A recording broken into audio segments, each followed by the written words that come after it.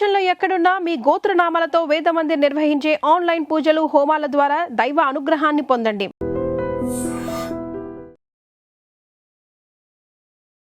నమస్కారం, welcome to I dream.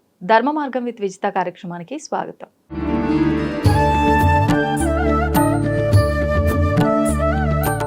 నిజంగా చాలా మంది ట్రస్ట్ చేస్తున్నారు. మనం అంటే ఏదో గొప్ప గొప్ప పూజ అవసరం లేదు.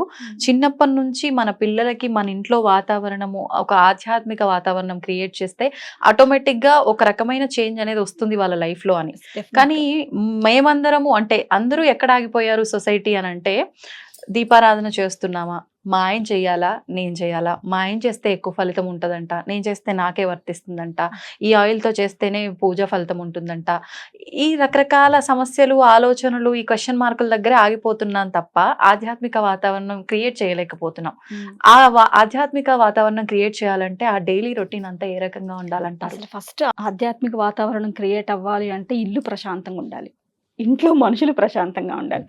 అందరు మనుషులు హడావుడి గందరగోళము, ఒకళ్ళ మీద ఒకళ్ళకి ఇది నువ్వు చేయాలి, ఇది నేను చేసే పని అనుకుంటూ ఉంటే అది నువ్వు 100 యజ్ఞాలు చేసినా అది దానికి ఏమీ ఇది ఉండదు. అసలు ముందు పూజ అంటే ఏంటండి, ప్రశాంతత, మనసు ప్రశాంతత ఉండడం కోసమే పూజ అనేది పెట్టారు. అవును.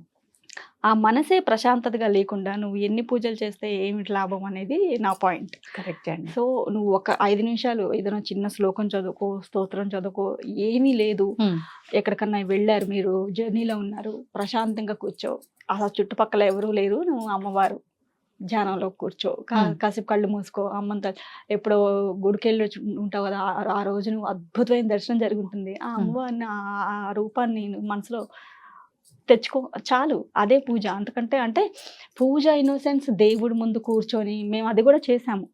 మా బాబు అడుగుతాడు అనమాట, అమ్మ నేను విజయవాడ వెళ్తున్నా, రేపు పూజ పాతంతా నీదేరా అని చెప్పేసి చెప్తాను మా బాబుకి. నేను నాకు ముందు అది ఒత్తి పెట్టాలా, దీపం వేయాలా, తర్వాత అగరబత్తిన ఆ ప్రాసెస్ అంతా నాకు ఒక దీంట్లో తెలీదు, పద్ధతి ప్రకారం తెలియదమ్మా అంటే, నువ్వు ఎట్లా చేసినా దేవుడు స్వీకరిస్తాడ, మనస్ఫూర్తిగా చెయ్యి అని చెప్తామన్నమాట దాంట్లో. అప్పుడు తను రిలీజ్ అయ్యి ఓకే అట్లా చేస్తానమ్మా. అది నిజంగా అంటే ఇంట్లో జరిగిన సిచ్యువేషన్ మీరు జనాలకు ఇన్ఫర్మేషన్ ఇవ్వడం కోసం చేసిందేనా? చాలా వరకు మా పిల్లల దీంట్లో నుంచి తీసుకున్నవి మనకి ఏమైనా చూస్తుంటాం చుట్టుపక్కల, దాని నుంచి రిలేటెడ్ అయినవి అవి కూడా చేస్తుంటాం మేము. అన్ని బుక్కుల్లో నుంచి తీసుకున్నవే కాదు, మనకి మన చిన్నప్పటి నుంచి జరిగినవి, ఇప్పుడు పిల్లలకి జరుగుతున్నవి అవి కూడా రిలేటెడ్ అయ్యి అన్ని కూడా చిన్న చిన్న కాన్సెప్ట్లే స్క్రిప్ట్ గా తయారు చేస్తూ ఉంటాం. సో అట్లా పిల్లలకి ఏంటి అని అంటే, మనం పూజ అనేది పిల్లల్ని చేయమంటానికి రీజన్ ఏంటి అని అంటే, వాళ్ళకి కాసేపు కూర్చొని ఒక మంచిగా కాసేపు ప్రశాంతంగా అలవాటు చేసుకోవడం అనేది కూర్చోబెట్టడానికి పూజ. ఓకే. పరుగులు తీస్తూ ఉంటారు కదా, సో అట్లా కాకుండా కీప్ ఆన్ మొబైల్స్, ల్యాప్టాప్స్ అట్లా కాకుండా, అవన్నీ అంటే ఇవన్నీ కాకుండా కూడా ఇంకొక ప్రపంచం ఉంది, ఆ ప్రపంచం ఇదేరా అని బాగుంటుంది అని తెలియచేయడానికి కూర్చోబెట్టాలి పూజలో. ఓకే, అది కాన్సెప్ట్. ఓకే, అంటే మనకు నచ్చినట్టు మనం భక్తి శ్రద్ధలతో కాసేపు కళ్ళు మూసుకొని కూర్చున్నా కూడా అది భక్తి అని అంటున్నారు మీ వర్షన్లో. అదొక్కటే కాదండి, అట్లా చెయ్యలేము, మాకు అది చిన్నప్పటి నుంచి అసలు మా దీంట్లోనే లేదు, అట్లా కాదు అనే వాళ్ళు కూడా ఉంటున్నారు. అట్లాంటి వాళ్ళకి ఏం చేస్తానంటే, సరే మీకు పూజ అంటే ఏంటి అని అంటే, ఎవరికన్నా హెల్ప్ చేస్తే అది మీకు బాగా సాటిస్ఫాక్షన్ అనిపిస్తుందా, లేదంటే బయట ఏమన్నా చూసినప్పుడు దానికి రెస్పాండ్ అయ్యి చేసే వాళ్ళు ఉంటుంటారు. అట్లాంటివి ఏమైనా చేసినప్పుడు మీకు దేంట్లో మీకు సాటిస్ఫాక్షన్ గా మీ మనసుకి ప్రశాంతతగా అనిపిస్తే అదే చేయండి. కొంతమందికి మొక్కలు పెంచడం బాగుంటుంది, కొంతమందికి కుక్కలు పెంచడం బాగుంటుంది, కొంతమందికి ఆవులు పెంచడం బాగుంటుంది. సో ఏదైనా సరే అది ఇదే పూజనే. సో మనస్ఫూర్తిగా నువ్వు ఏం చేసినా అది మనసు పెట్టి చేస్తే అది పూజే. ఓకే, పూజ చేస్తేనే పూజ కాదు. అంటే దేవుడు సర్వాంతర్యామి, ప్రతి ప్రాణిలో ప్రతి జీవిలో బ్రహ్మాండం అంతా ఆయనే ఉన్నాడు కదా, ఆయన్ని ఎక్కడో నువ్వు దేవుడి గదిలోని వెతుక్కోవడం ఎందుకు, బయట కూడా వెతుక్కో, బయట కూడా సేవ చేయి. చాగంటి వారి ప్రవచనంలో ఆయన చెప్పారనమాట,